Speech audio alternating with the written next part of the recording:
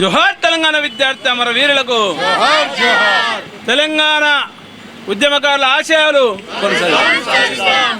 తెలంగాణ ఉద్యమకారుల ఆశయాలని, తెలంగాణ ఉద్యమ అమరవీరుల ఆశయాలని జై తెలంగాణ.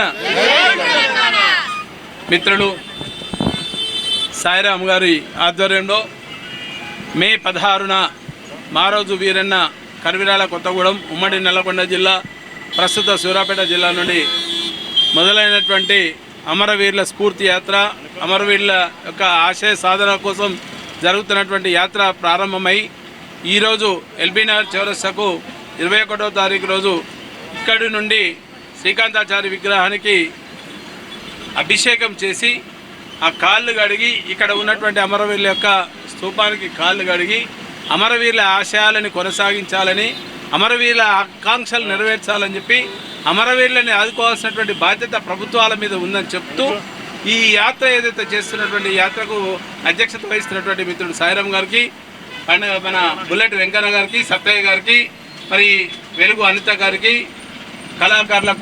కళాకారులకు, నాతో పాటు తెలంగాణ ఉద్యమంలో సహచార మిత్రులైనటువంటి మిత్రుడు తెలంగాణ జనసమితి నాయకుడు వినయ్ గారికి, కొత్త రవి గారికి, తెలంగాణ ఉద్యమకాల సంక్షేమ సంఘం ఎల్బీనగర్ కన్వీనర్ బీరెల్ వెంకరెడ్డి గారికి, మరి ఉద్యమ సహచార మిత్రుడు తెలంగాణ రక్షణ సేన నాయకుడు రామ్కోటి గారికి, ఉప్పల శ్రవణ్ గారికి, మరియు Telangana federation of trade union రాష్ట్ర కార్యదర్శి ఇరుగు శ్రీధర్ గారికి, అందరికీ ఇక్కడికి ఇచ్చేసినటువంటి, అట్లనే తెలంగాణ ఉద్యమకారుల గురించి, ఉద్యమకారుల ఆశయాల సాధన కోసం పనిచేస్తున్నటువంటి మిత్రుడు ప్రఫుల్ రామరెడ్డి గారికి, గుజరాత్ సంఘం నాయకులు వారికి అందరికీ పేరు పెట్టిన తెలంగాణ ఉద్యమ అభినందనలు. ముఖ్యంగా 2009 నవంబర్ 29న కేసీఆర్ గారిని అరెస్ట్ చేసినప్పుడు జరిగినటువంటి సంఘటనలో మొట్టమొదటగా తొలి అమరుడైనటువంటి శ్రీకాంతాచారి ఎల్బీనగర్ చౌరస్తాలో పెట్రోల్ పోసుకొని ఆత్మార్పణం చేసిన తర్వాత తెలంగాణ రాష్ట్ర ఆకాంక్ష యావత్ ప్రపంచానికి తెలియజేసే విధంగా ఎల్బీనగర్లో ఉద్యమాన్ని నడిపినటువంటి చరిత్ర ఎల్బీనగర్ ఉద్యమకారులది. ఆ రోజు నుండి మొదలు పెట్టుకుంటే అది ఒక 1200 మంది విద్యార్థి అమరులు అయినటువంటి దశకు చేరుకున్నటువంటి సమయంలో తప్పని పరిస్థితుల్లో, అనివార్యమైనటువంటి పరిస్థితుల్లో నాటు ఉన్నటువంటి కాంగ్రెస్ ప్రభుత్వం తెలంగాణ రాష్ట్రాన్ని అనౌన్స్ చేసినటువంటి సందర్భంలో జూన్ 2వ తారీఖున 2014 నుండి తెలంగాణ రాష్ట్రం ఏర్పడిన తర్వాత తెలంగాణ రాష్ట్రం ఏర్పడంగానే తెలంగాణ రాష్ట్రం కోసం పనిచేసేటువంటి ఉద్యమకారులకు ఎక్కడో ఆకాశంలో పెడతారు, ఉద్యమకారుల యొక్క ఆశయాలని ఆకాశానికి ఎత్తుకుంటారని చెప్పినటువంటి సందర్భంలో కానీ అది ఎక్కడికో దారి తీసినటువంటి పరిస్థితి చూసినాం.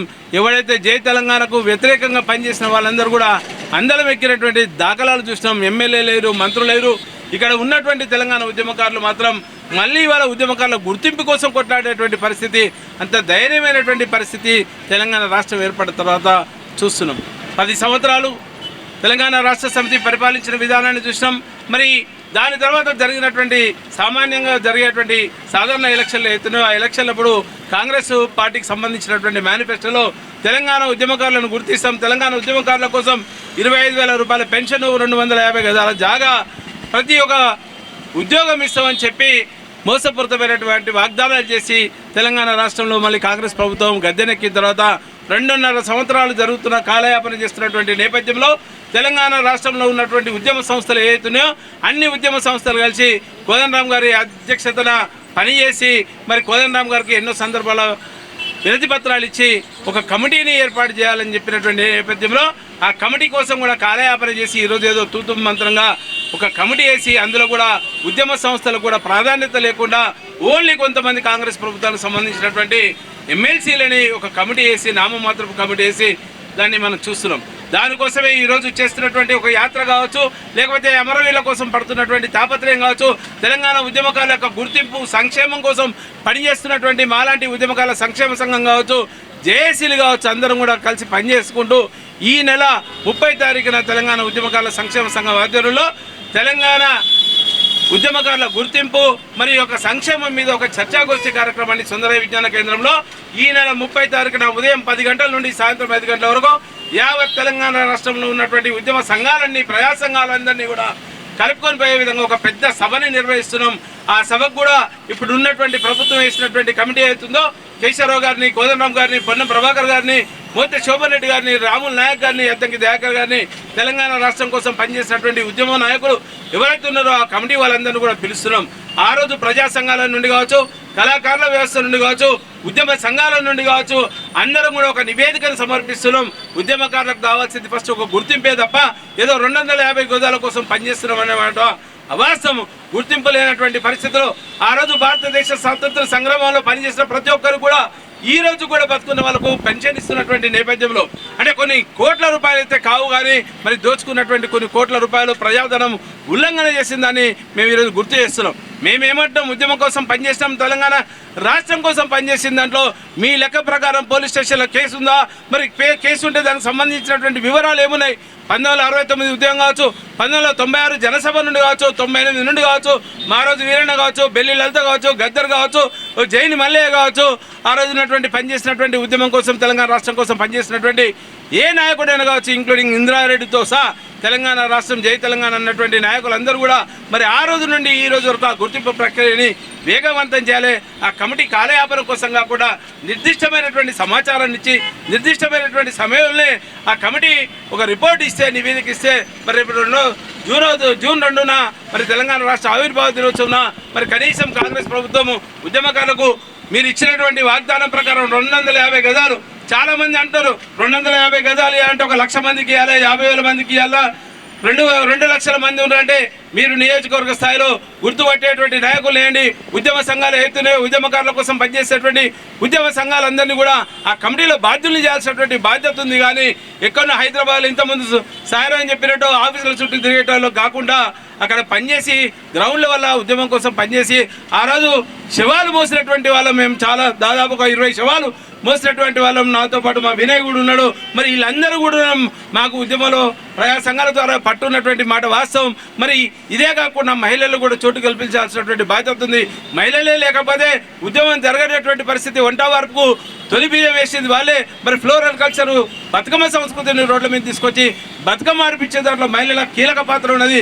ఆ బతుకమ్మ ద్వారా కూడా తెలంగాణ ఉద్యమానికి ఒక ఊపు వచ్చినటువంటి సంఘటన ఉంది. మరి కళాకారులు అయితే పాటల ద్వారానే తీసుకొచ్చి తెలంగాణ రాష్ట్రం యొక్క అవతరణకు సంబంధించినటువంటి అంశాన్ని ప్రపంచానికి తెలియజెప్పే విధంగా గేయరూపకంగా చెప్పినటువంటి ఎంతోమంది మహిళామణులు ఉన్నారు, కళాకారులు ఉన్నారు. వాళ్ళకు కూడా పూర్తి స్థాయిలో గౌరవం దక్కలేదు. ఎవరైతే ఉద్యోగంలో పనిచేయలేదో వాళ్ళకు చాలామంది కూడా సారథిలో కొంతమందికి అప్రజాస్వామికంగా వాళ్ళు వచ్చినటువంటి నేపథ్యం కూడా ఉన్నది. ఇవన్నీ దృష్టిలో పెట్టుకొని ఇప్పుడు ఇచ్చినటువంటి కమిటీ పూర్తి స్థాయిలో పారదర్శకంగా పనిచేసి ఉద్యమకారుల గుర్తింపు విషయంలో కీలకంగా పనిచేయాల్సినటువంటి బాధ్యత ఉంది. దానికి ప్రజా సంఘాలు అందరినీ కలుపుకోవాలి. అట్లనే ఉద్యమకారుల యొక్క సంఘాలు అవుతున్న అన్ని సంఘాలని 30 తారీఖు మేము పిలుస్తున్నాం. ఉద్యమకారుల సంక్షేమమే మా ఉద్దేశం. జూన్ 2న ఆ రోజు 2014 తెలంగాణ రాష్ట్రం ఏర్పడంగానే ఏదో జరుగుతున్న ఒక ఉద్దేశంతో కోదండరాం గారి సారి అధ్యక్షతనే ఆ రోజు ఉన్నటువంటి మా చెల్మారెడ్డి గారు, అట్లనే రంగారెడ్డి, వినయ్, కొంతమంది మేము మిత్రులందరం కలిసి తెలంగాణ ఉద్యమకారుల సంక్షేమ సంఘం అని చెప్పి 2014 ఏర్పాటు చేస్తాం. ఆ రోజే TJUKUSS అనే ఒక సంఘాన్ని ఏర్పాటు చేసినాం. ఆ రోజు నుండి ఈ రోజు వరకు కూడా తెలంగాణ ఉద్యమకారుల పక్షాన మేము పోరాటం చేస్తున్నాం. మరి తెలంగాణ ఉద్యమకారులకు సంబంధించి కావచ్చు, తెలంగాణ ఉద్యమ అమరవీరులకు సంబంధించినటువంటి ఆశయ సాధన కోసం పనిచేసేటువంటి ఏ సంస్థ ఉన్నా వాళ్ళందరినీ కలుపుకొని పోయే విధంగా పనిచేస్తామని చెప్పి శ్రీకాంతాచారి విగ్రహ సాక్షిగా మరొకసారి తెలంగాణ అంశాన్ని లేవనెత్తేందుకు తెలంగాణ రాష్ట్రంలో జరుగుతున్నటువంటి అన్ని అంశాల మీద జరుగుతున్నటువంటి నష్టానికి తెలంగాణ అస్తిత్వం కోల్పోయే విధంగా ఎవరైనా పనిచేస్తే తప్పకుండా తెలంగాణ ఉద్యమకారుల సంక్షేమ సంఘం, Telangana federation of trade union ఉంటుందని చెప్పి ప్రభుత్వానికి వ్యతిరేకంగా పూర్తి స్థాయిలో పనిచేస్తుందని చెప్పి ఈ అమరవీరుల స్ఫూర్తి యాత్ర ఏదైతుందో దిగ్విజయంగా కొనసాగాలని, మళ్ళీ విడత కూడా వరంగల్లో జరిగేటువంటి సభకు కూడా మా మద్దతు ఉంటుంది. అక్కడ కూడా మా TFTకి సంబంధించి ఉద్యమకారుల సంక్షేమ సంఘం సంబంధించినటువంటి నాయకులు ఉన్నారు. మేము ఎల్లవేళ్ళ పూర్తి మద్దతు తెలంగాణ ఉద్యమకారుల సంక్షేమ సంఘం నుండి ఉంటుందని చెప్తూ ఈ అవకాశం కల్పించినటువంటి మిత్రుడు సాయిరాం గారికి, మరి వారి యొక్క కళా బృందానికి అందరూ కూడా టీంకు పేరు పెట్టిన తెలంగాణ ఉద్యమం చెప్తున్నాను. జై తెలంగాణ.